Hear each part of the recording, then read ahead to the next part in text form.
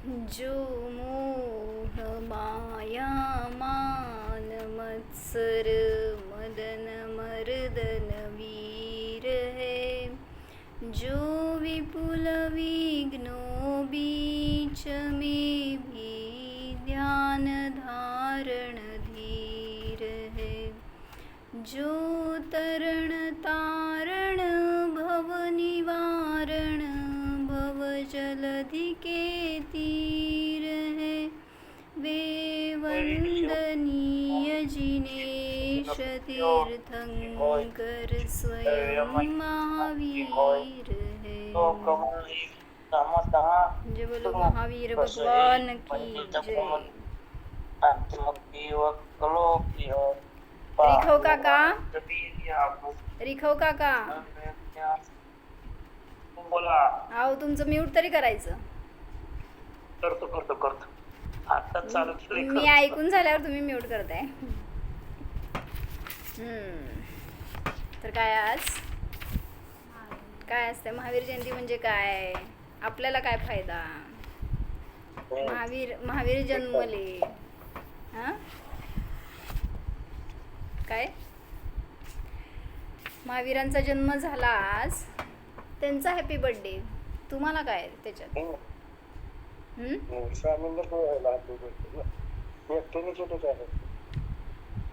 कोणाशी कोण बोलतंय काय कळतच नाही. बोल, महावीर जयंती का करायची, मा काय तर सांगा आम्हाला. किती आनंद आपल्याला, किती उत्सव म्हणून एक.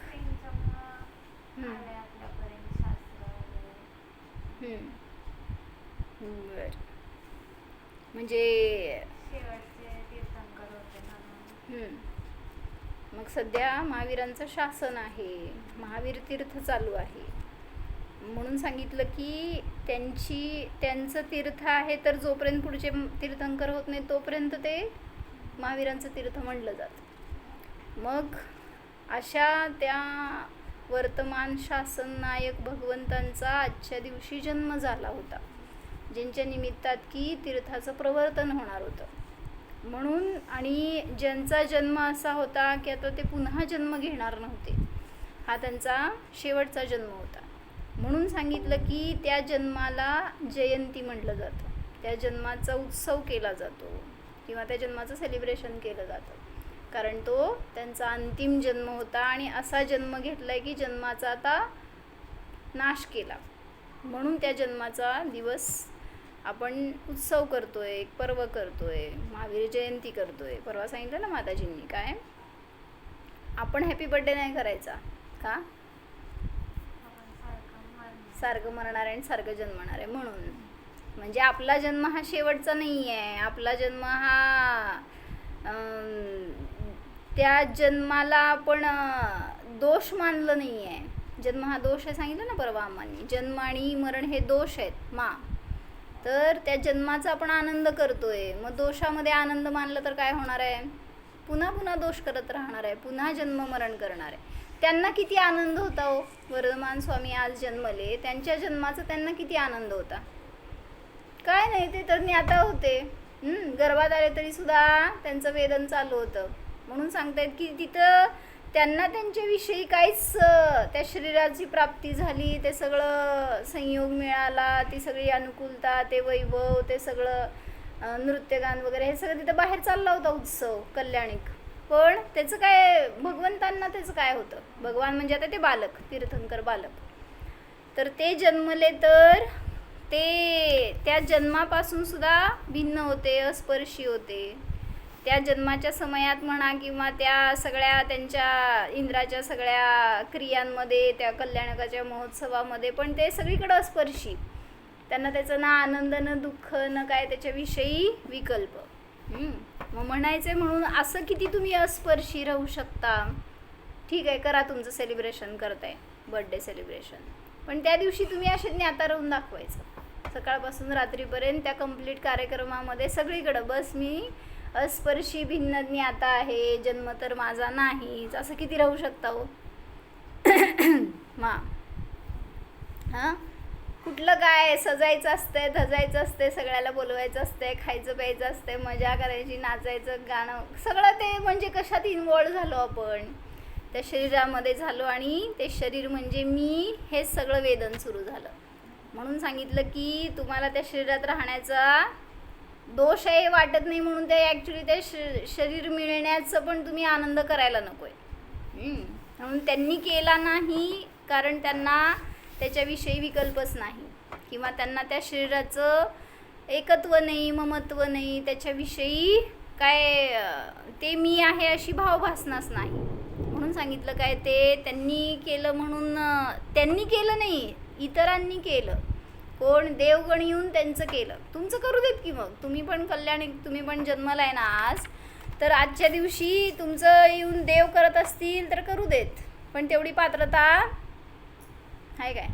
बोलवायचं का देवांना, हॅलो या मॅनेजमेंट, काय इव्हेंट मॅनेजमेंट करूया तर ते देवगण आपली भक्ती प्रगट करण्यासाठी ते येऊन त्यांनी तो उत्सव केला, ते कल्याणक मनवलं होतं. त्याच्यामध्ये न वर्धमान स्वामींचं इन्व्हॉल्वमेंट होतं, न त्या आईवडिलांचं, न तिथल्या सगळ्या कोणाच्या, तिथल्या त्यांच्या सैन्याचं आणि त्यांच्या रिलेटिव्हचं काय त्याच्यामध्ये परफॉर्मन्स नव्हतंच. सगळं तर हे देवांनी केलं होतं. मग तसं सांगतायत की दिव्य दिव्य सगळं आभूषणांनी, सगळ्या त्या त्यांच्या वैभवांनी त्यांना न्हावून घातलं असं. तर हे सगळं वैभव दाखवण्याचं किंवा त्यांची महिमा प्रगट करण्यासाठी म्हणून, आणि एक शेवटचा जन्म आहे हा, म्हणून हे सगळं तिथं केलं गेलं. मग त्या दिवशी केलं ते ठीक आहे, पण आपण आज का करतोय? तर ती फिलिंग्ज आज येऊ दे ना, की त्या इंद्राने त्यांना केलं जे काय जन्मकल्याणिक म्हणून. काय केलं जन्मकल्याणिकच्या दिवशी नेऊन? राधामावशी जन्मल्यावर काय केलं? बालकाला त्या शुची इंद्रायणानी त्या इंद्राच्या हातात दिलं आणि ते मेरू पर्वतावर नेऊन तिथं त्यांचा जन्माभिषेक केला. मग त्यांचं पण सगळं वैशिष्ट्य सांगितलं, किती त्यांची विशेषता असती, काय ते शरीराचं बळ असतं. फक्त अंगठा दाबला तर ते मेरू पर्वत हारलेली इतकी शक्ती असते त्यांच्यामध्ये. आणि त्यांच्यावर किती कलशांनी अभिषेक केला हो? 1008 कलश. आणि केवढे कलश ते? त्याचं काय मोजमापच नाही. म्हणजे इतके मोठे मोठे कलश, आणि ते आणून 9 योजनचे का काय असं सांगितलं होतं ना त्या दिवशी मोजमाप, बघून घ्या शास्त्रात. तर एवढे मोठ्या मोठ्या घागरी, समज आपण आपल्या भाषेमध्ये सगळ्यात मोठी घागर असती, तर त्याच्यापेक्षा सुद्धा मोठे कलश, त्याचे तोंड इतकं मोठं, आणि त्यामध्ये भरून आणलं जल, तिकडचं क्षीर समुद्राचं वगैरे, आणि तिथून आणून त्यांच्या अंगावर ओतलं. कोणाच्या? जस्ट जन्मलेलं बाळक. आणि मग त्याला इतकी शक्ती असती का हो, असं कोणाला वाटेल? तर त्यासाठी सांगितलं त्यांचं बळ असं असतं की 3 लोक हलवतील. म्हणजे जरी बालक आहे तरी सुद्धा त्यांच्यामध्ये अशी उपजतच शक्ती आहे. त्यामुळं सांगितलं की तिथं त्याची काय पर्वा नाही आहे. आणि इंद्र सुद्धा औदिन्याने त्याला माहिती आहे की त्याच्यावर पाणी घातलं तर त्याला त्रास होणार आहे का, पण असं नाही आहे. ते विशिष्ट बालक असतं, ते तशी त्यांची योग्यताच तशी असते शरीराची, त्यामुळे त्यांना त्याचा त्रास नसतो. बरं, मला काय म्हणायचं होतं की त्यांनी केलं जन्मोत्सव इंद्रानी, मग आपण करतोय, त्या इंद्राचे भाव काय होते हो जन्मोत्सव करत असताना? इतकं छान त्यांनी आनंदाने गीत गायले, 1000 नेत्र करून त्यांचं दर्शन केलं, गाणं म्हणलं, नाचला, सगळं केलं तिथं. त्याचे भाव काय होते अंतरंगामध्ये इंद्राचे? मजा यायला लागली बरं का, किती मस्त एन्जॉयमेंट करायला आम्ही. असं काय भाव होते हो? प्रज्वल समोर बस माझ्या. काय भाव होते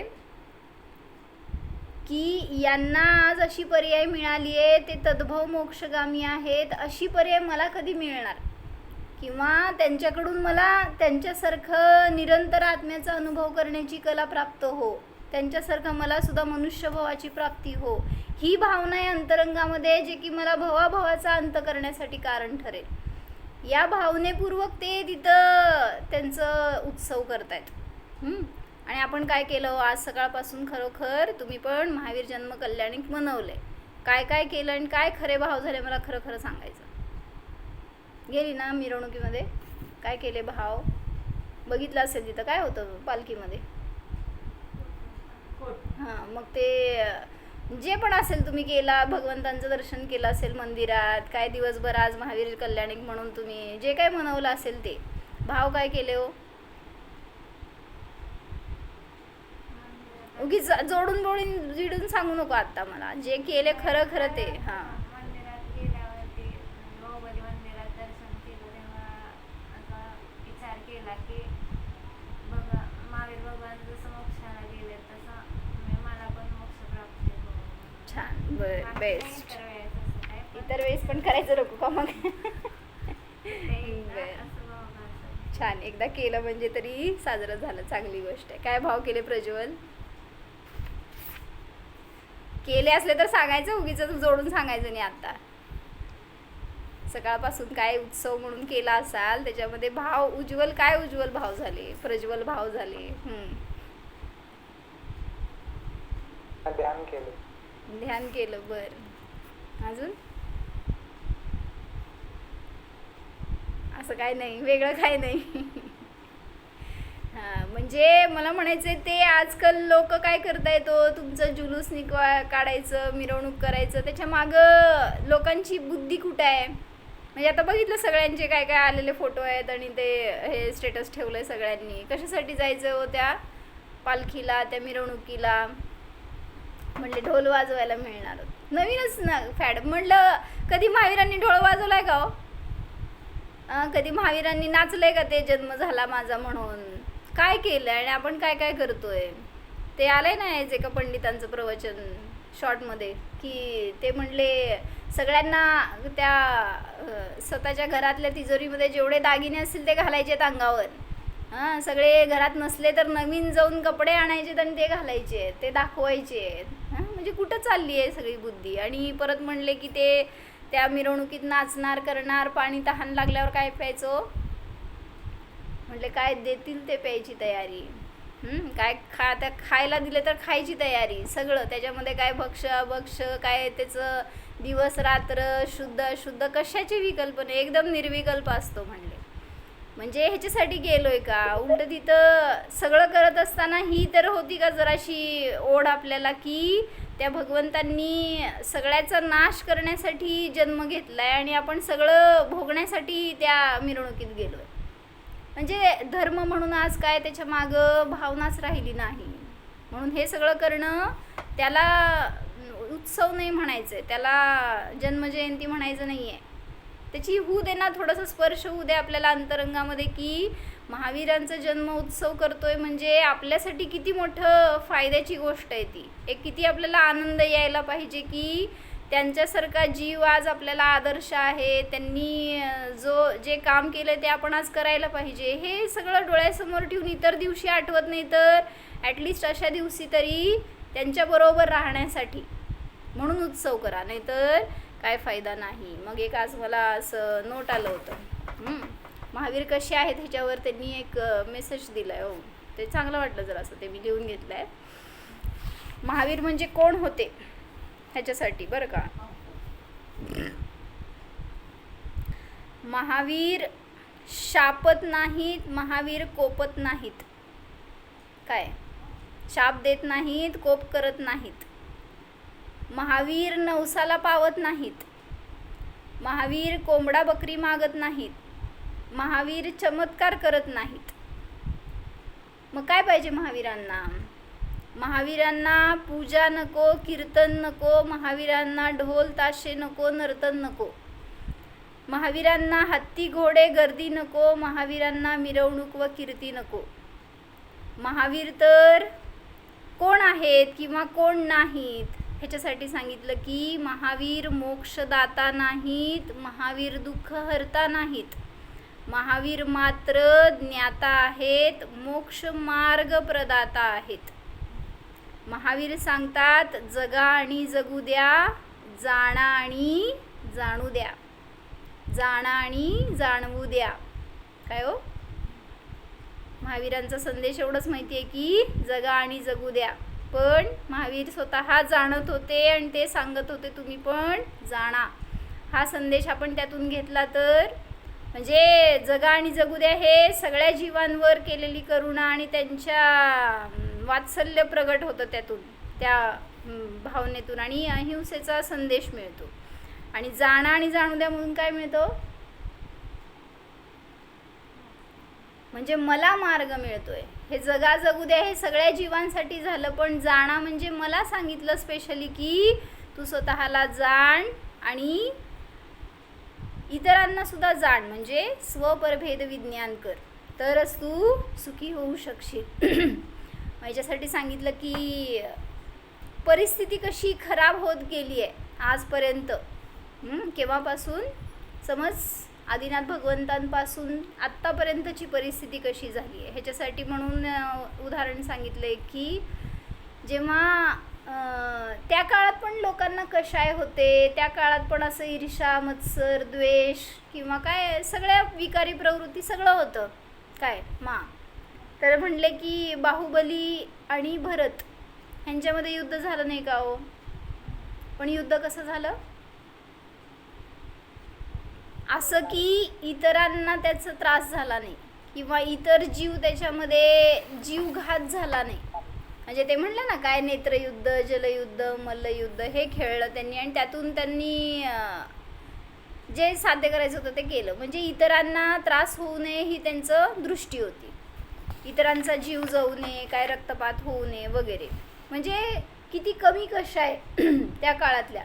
त्याच्यानंतर सांगितलं कषायांची प्रवृत्ती तीव्र होत गेली आणि मग काय झालं, रामायण झालं, महाभारत झालं, मग त्याची युद्ध, मग त्याच्यामध्ये अनेक जीवांचा घात झाला हे माहिती आहे. तरी पण ते लिमिटेड होतं, त्यांच्यापुरतं होतं. त्याच्या पुढं गेल्यावर काय झालं, अजून हिंसक प्रवृत्ती कशी वाढत गेली. ह्याच्यासाठी सांगितलं तुमचं वर्ल्ड वॉर झालं तेव्हाचं. त्याच्यानंतर काय ते ॲटम बॉम्ब स्फोट झाला, त्याचं हमला झाला. परत आता काय चालू आहे, इराक इस्रायल काय म्हणायचं तेच ना, ते एक वेगळा वॉर.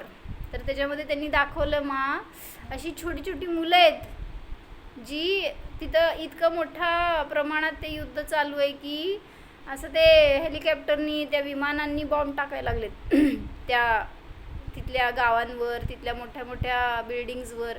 असे पत्त्यासारखे उद्ध्वस्त व्हायला लागलेत त्या बिल्डिंग्स. त्यामुळे तिथं सगळं असलेलं वैभव सोडून कुठं लोक जाऊन शेल्टरमध्ये, त्या शटरमध्ये कुठेही जाऊन राहायला लागलेत, बंकर्समध्ये वगैरे. असं स्वतःचा जीव वाचवायसाठी काय करणार. तर त्याच्यामध्ये दाखवलं त्यांनी अशी छोटी छोटी मुलं सगळी जखमी झाली आहे, ते खायला प्यायला मागतायत, ते इकडं तिकडं आसरा शोधतायत, त्यांना कोण राहिलेलं नाही आहे अशी मुलं आहेत. म्हणजे काय त्यांचे आई वडील परिवार सगळं नाही राहिलेलं, अशी अनेक मुलं आहेत. तर ते मुलं स्पेशली असं मेसेज पाठवायला लागलेत की काय पण करा, हे वर्ल्ड वॉर थांबवा, आमचं जीवन धोक्यात आहे इथं. म्हणजे अशी परिस्थिती आज आली आहे, तरी पण कोणाला थांबवायचं नाही आहे. मग त्यासाठी त्या भजनामध्ये म्हटलं आहे ना, ते भजन छान वाटलं मला आणि ते त्याच्यासाठीच रचलं आहे बहुतेक. हर आत्मा दुखी है, सुख शांति खो चुकी है, हर दृष्टि हो के व्याकुल, महावीर पे रुकी है. ते कोण त्याचे रचयिता, जैन सिंगर आहेत ना, कोण ते, रवींद्र जैन का आर के जैन ना असं म्हणतात त्यांना, तेच बहुतेक. तर त्यांनी म्हणलेलं ते भजन आहे. त्याच्यामध्ये त्यांनी सगळं ते विश्वाची व्यवस्था दाखवली आहे आणि असं म्हणलं आहे की आत्ता वर्धमान स्वामी इथं असायला पाहिजे होते. काय केले असते हो, जादू, सगळ्याला शांत केले असते, काय करणार. तर त्यांनी त्याच्यामध्ये त्यांचे भाव सांगितले. हिंसा पीडित विश्वराह, महावीर ही तकता है, हिंसा पीडित विश्वराह, महावीर की तकता है, वर्तमान को वर्धमान की आवश्यकता है. कळलं वाक्य काय, हिंसा पीडित विश्व, महावीर की राह तकता है. हिंसा पीड़ित विश्व राह महावीर की तकता है। वर्तमान को वर्धमान की आवश्यकता है। पापों के दलदल में फंसकर धर्म सिसकता है। पापों के दलदल में फंसकर धर्म सिसकता है। वर्तमान को वर्धमान की आवश्यकता है। काय चाललंय सगळीकडे आज? त्याच्यामध्ये आहे की PDF मिळते बघ. पापों के दलदल में फंसकर धर्म सिसकता है. सगळे कशाचं फळ मिळायला लागलंय हो? जे आत्ता चालू आहे ना, तिथं वर्ल्ड वॉर चालू आहे. तुम्हाला इथं काहीच त्याचं डिस्टर्बन्स होत नाही, इथं काय त्रास होत नाही का? तिथं का चालू आहे, इथं का नाही आहे तुमच्याजवळ? इवन इंडियामध्ये पण झालं समजा कुठं काय असं घातपात, पण तुम्ही सगळे सुरक्षित का राहू शकताय? मग सांगितलं ना, हे धर्माचं फळ रक्षा होणार तुमची. म्हणजे मी धर्म केलाय तर माझी रक्षा होणार आहे, मी इतरांची रक्षा केली तर माझी रक्षा होणार आहे.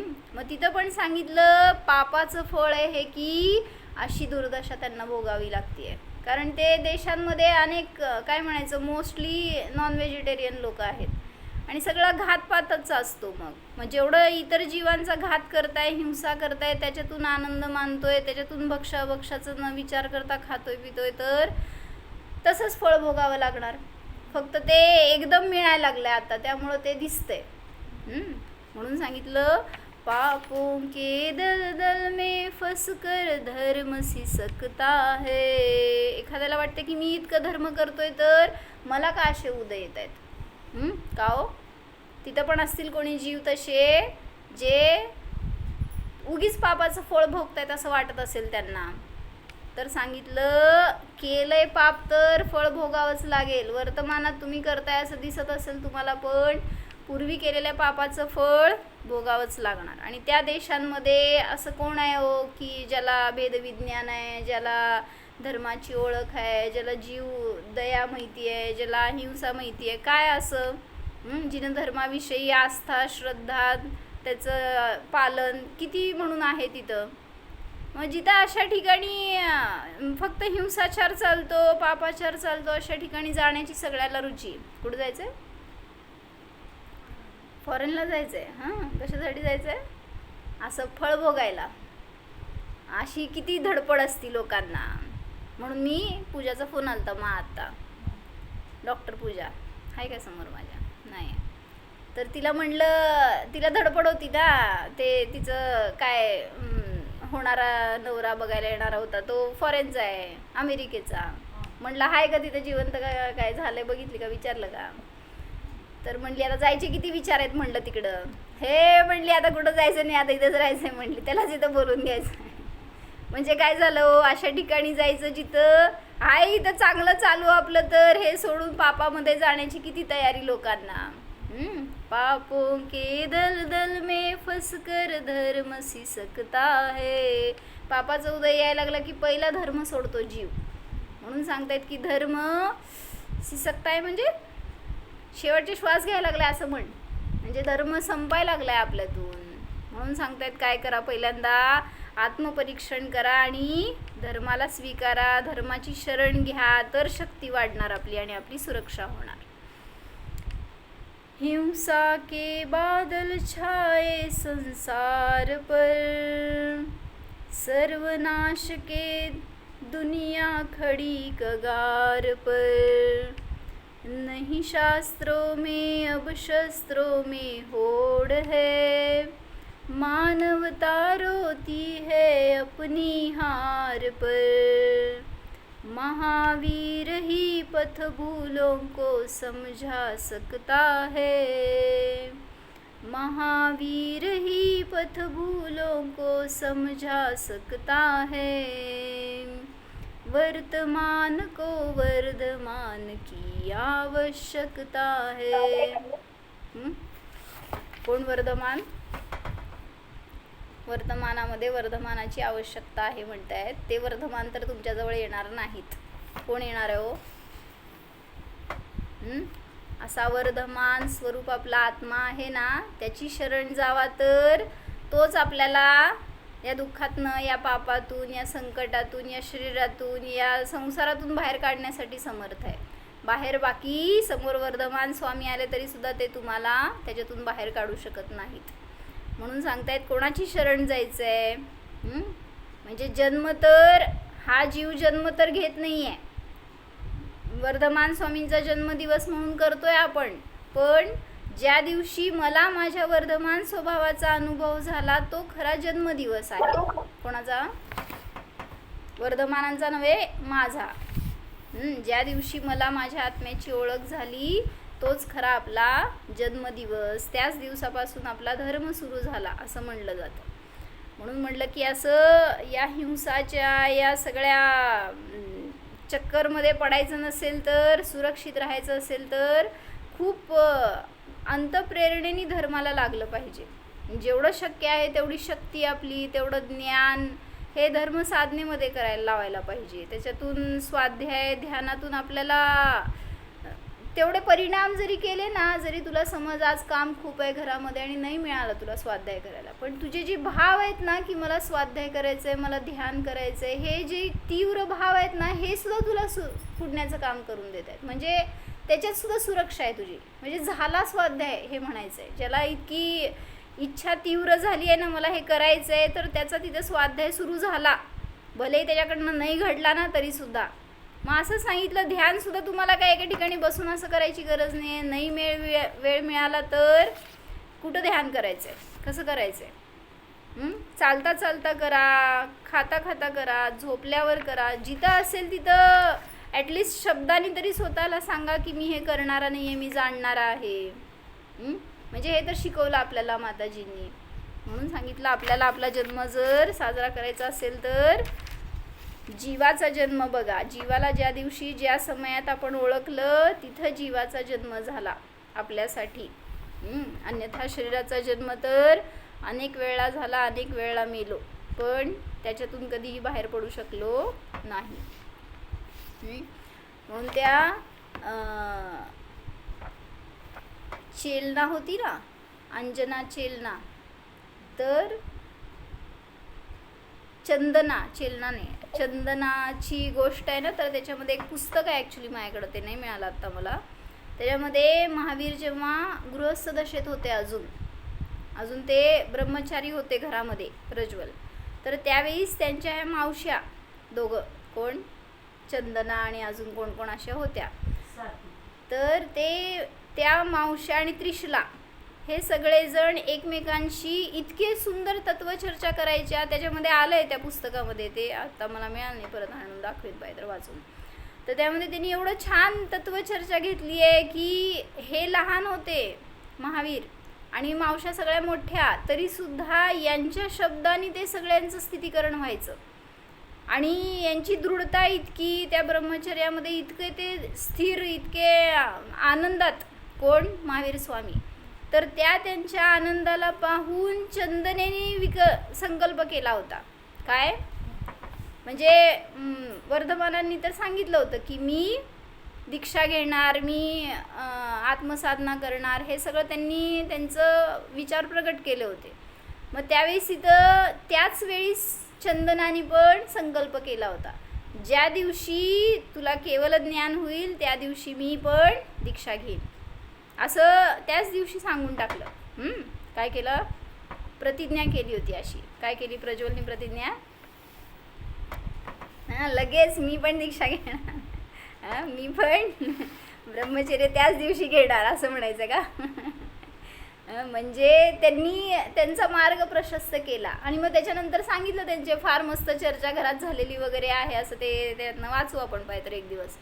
पण नंतर सांगितलं चंदनाचं अपहरण झालं, ती तिकडं गेली, आणि महावीरांचं तर त्यांनी आपलं दीक्षा घेतली, आपली साधना करते फिरत होते, आणि कोइन्सिडेंटली त्यांच्याकडनंच आहार झाला, सगळं झालं. आणि त्याच्यानंतर जेव्हा त्यांना केवळ ज्ञान झालं, नाही पहिल्यांदा ते सगळीकडे फिरत होते दीक्षित अवस्थेमध्ये, त्यांचं काय उपदेश वगैरे होत होता. तर हिला खूप इच्छा होती चंदनाला ऐकायची, पण ऐकायला मिळालं नव्हतं. फक्त ऐकून होती की महावीर स्वामींचा इथंच विहार झाला आहे कुठंतरी, आणि तिला खूप तीव्र भावना झाली की मला त्यांना भेटायचं, त्यांना दर्शन करायचं, त्यांचा उपदेश ऐकायचं, हे भाव झाले तीव्र. आणि नेमकं तिथंच तिच्याकडनंच आहार झाला त्यांचा.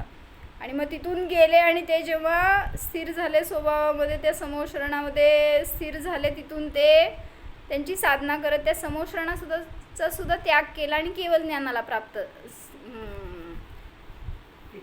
केवळ ज्ञान प्राप्त झाल्या समोशरण आलं. तर ते जेव्हा रचलं गेलं आणि ही न्यूज जेव्हा चंदनाला कळाली ना, त्यावेळेस तिथं तिचे आई वडील तिच्यासाठी स्थळ शोधत होते आणि म्हणले की तुला आता लग्न करू. तर त्यावेळेस ती म्हणाली की मी प्रतिज्ञा केली आहे. आणि तिथूनच निघाली आणि जाऊन समोशरणामध्ये तिने दीक्षा घेतलं. म्हणजे मला म्हणायचं की असं वातावरण होतं घरामध्ये, जे की सतत तत्वबोध मिळावा, सतत एक आनंदाचं वातावरण असं राहावं की जीव आहे ह्याची जाणीव राहावी, असं एक घरात सतत त्यांचं चर्चा वगैरे असायची. असं आपल्या घरात किती आहे हो? आपण घरामध्ये काय चर्चा करतोय?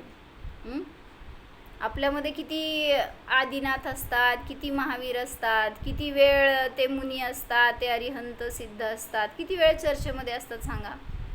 दिवसभरात एक तरी वाक्य आपण अरिहंत सिद्धांबद्दल, महावीरांबद्दल आजच्या दिवशी केला असाल, 4 गोष्टी जाऊ देत ते पण केला असाल, नाहीतर पण इतर वेळेस आपण किती काढतोय त्यांचं नाव, किती आपण त्यांचं आठवण करतोय, स्मरण करतोय? होत नाही ना. म्हणून तर सांगतायत की असंच हळूहळू काय नावं सुद्धा विसरून जाणार आहेत. 24 तीर्थंकरांची नावं येत आहेत का? आठवावी लागतील हो ना. पुढं कोणाला 24 पण विसरून गेले आता. एक आदिनाथ आणि एक महावीर माहिती आहेत, बास मधले सगळे समजून घ्या म्हणून सांगायचं असं का? तर अशी भयंकर परिस्थिती आहे. म्हणून सांगितलं. मला तर आज मी ध्यानाला बसले जेव्हा सामायिकाला, तर एक भजनाची लाईन आठवली किंवा जे काय ऐकलं होतं दिवसभरामध्ये काय ते त्याचं चिंतन झालं होतं. सगळ्यामधून महावीरांचा संदेशच आपल्याला मिळाला असं वाटत होतं. जसं आज दुपारी अम्मांनी श्लोक घेतला 11वा. काय होता श्लोक सांग? इतका सुंदर श्लोक आहे तो मा. एकीभाव स्तोत्राचा 11वा श्लोक घेतला होता अम्मांनी आणि त्यात सांगितलं होतं की हे भगवान, तुम्ही माझ्या भवाभवाचं दुःख जाणता. म्हणतोय काय श्लोक प्रज्वल? पाठ आहे काय? पूनम चल म्हण. हाय काय गेली?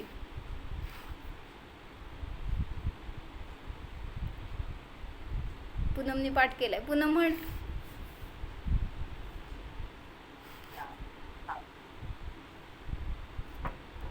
जानासि मम भव भवे यच्च यादृक् च दुःखं जातं यस्य स्मरणमपि मे शस्त्र वह्निष्पिन्दष्टि त्वं सर्वेश सकृप इति च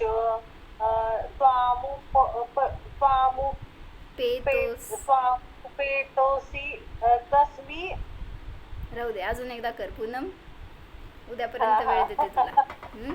म्हणजे त्यात भाव काय होतं, काय सांगितलं होतं? भाव महत्वाचा आहे त्याच्यामध्ये. एवढं छान श्लोक आहे ना, ते रोज चिंतनात घ्या, रोज त्याच्यावर ध्यान करा. हे भगवान, तुम्ही माझं भवाभवाचं दुःख जाणता. आणि आम्हाला एवढं छान घटवलं मा. ते म्हटले भगवंतांसमोर जाऊन आपल्याला मनानी वचनानी त्या कायानी सांगायची गरजच नाही.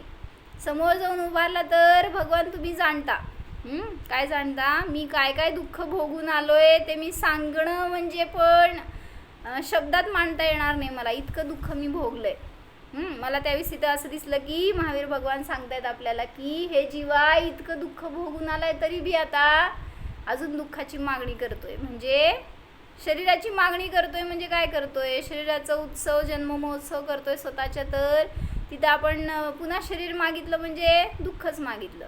तर इतकं मी दुःख भोगलंय अनेक भवापर्यंत, तर आता मला ते सगळं नष्ट करायचं आहे.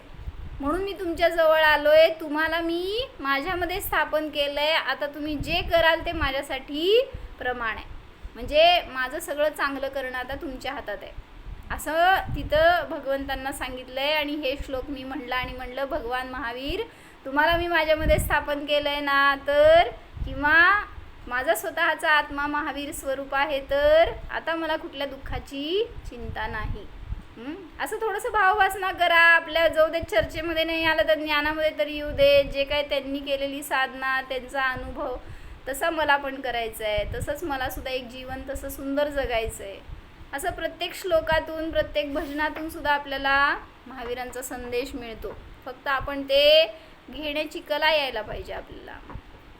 अजून एक काय सांगितलं भजन त्या भजनामध्ये घेतलेलं,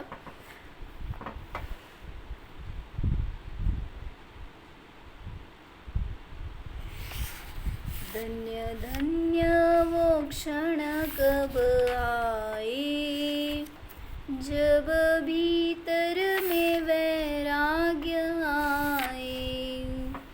धन्य धन्य वो क्षण कब आए, जब भीतर में वैराग्य आए.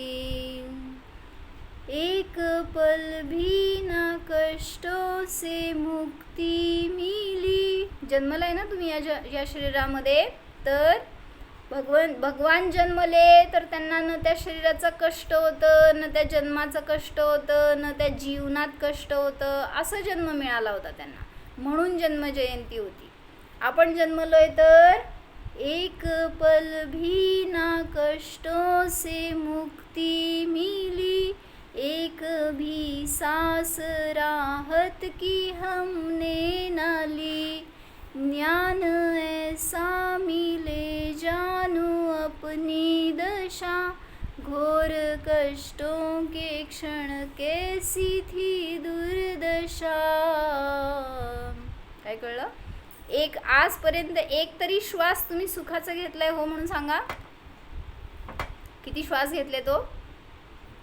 एका सुद्धा श्वासामध्ये आपली शांती नाही, समाधान नाही, सुख नाही. तर असं एकही भव नाही गेला जिथं मी दुःख नाही भोगलं आणि माझी दुर्दशा नाही झाली. घोर कष्टांमध्ये मी माझं सगळे क्षण, सगळे भव वाया घालवले आणि दुर्दशा झाली. आता हे प्रभू मला असं ज्ञान होऊ दे, हे महावीर स्वामी मला असं ज्ञान होऊ दे ज्याच्यातून मला माझ्या या सगळ्या दशेतून बाहेर पडण्याची कला प्राप्त हो. म्हणजे कशाची? अतिंद्रिय आनंद भोगण्याची कला. मी या सगळ्यापासून भिन्न आहे ही जाणण्याची कला. देख कर आत्मा रो जाए, सोचो कैसे सहा क्या बताए. सगळं ते जर आपल्या डोळ्याला दिसलं ना मागचे भाव, तुम्हाला काय करणार हो तुम्ही? फक्त वाचतोय आपण, ऐकतोय एवढंच. जर दिसले समजा समक्ष तुम्हाला व्हिज्युअल, काय तुम्ही मागच्या भावात इथं नारकी होता ना, त्या घरात होता बरं का, त्या बिळात होता आणि तुमच्याजवळ सगळे होते ना, ते सगळे तुमचे फ्रेंड्स होते. हां, आणि ते काय करत होते हो तुम्हाला नरकात? सेलिब्रेशन. हां, म्हणजे तिथं जे काय करत होते हे इथं दिसलं ना आपल्याला, नको नको वाटेल आपल्याला पुन्हा तिथं जायचे. तसे चूक माझ्याकडनं कधी न हो. मग असं नरकातच नाही तर सगळ्या तिर्यांच्यामध्ये मागच्या अनेक भवामध्ये मी दुःख भोगलंय, हे महावीर भगवान आपल्याला दाखवायला लागले. मग त्यांच्याकडून ही सीख घ्यायला पाहिजे आपण की आता मला पुढच्या भवामध्ये शरीरच न मिळो इतका उत्कृष्ट पुरुषार्थ आपण करायला पाहिजे. आत्ता करा पुरुषार्थ, तर त्याचं फळ कधीतरी मिळेल. नाहीतर लोक काय म्हणणार, आता कुठं मुक्ती होतीये, आता कुठं शरीराचा अंत होतोय. पण ज्ञानातून तर अंत करायचा, कधी का होईना ते परंपरा संपणार शरीराची. म्हणून एवढा बोध घ्यायचा महावीर स्वामींच्या जन्मावरून की आता मला सुद्धा या जन्ममरणाच्या चक्रामध्ये अडकायचं नाही, हे दुःख मला पुन्हा आता भोगायचं नाही. जे भोगलेलं आहे ते इतकं भयंकर आहे, त्याच्यामध्ये आता पुन्हा अडकायचं नाही. आणि अशा दुःखापासून कायमचं मुक्ती मिळवायची असेल तर असा स्वभाव आहे जो त्यापासूनच स्पर्शी आहे, त्याला फक्त जाणणारा आहे. असं जाणलं तर आपल्याला सुद्धा असा अंतिम भाव प्राप्त होऊ शकतो, ज्याच्यामध्ये आपण मोक्ष पुरुषार्थ करून मोक्षाला जाऊ शकतो. त्याच्यासाठी आत्ता या भावामध्ये मोक्ष मार्ग प्रशस्त करणं आवश्यक आहे, स्वतःला जाणणं आवश्यक आहे. हो, जाणं हा मी जन्मरहित जीव आहे. हा मी शरीररहित सिद्ध आहे.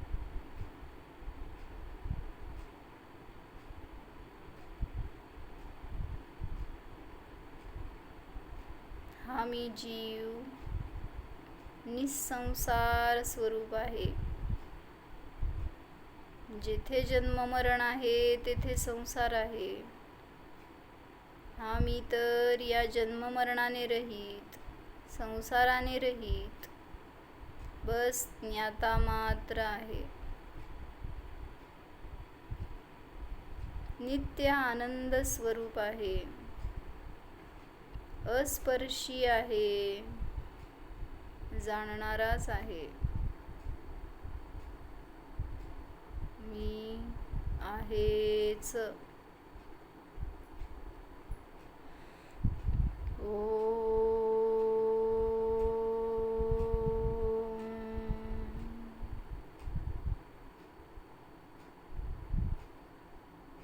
विसर्जन.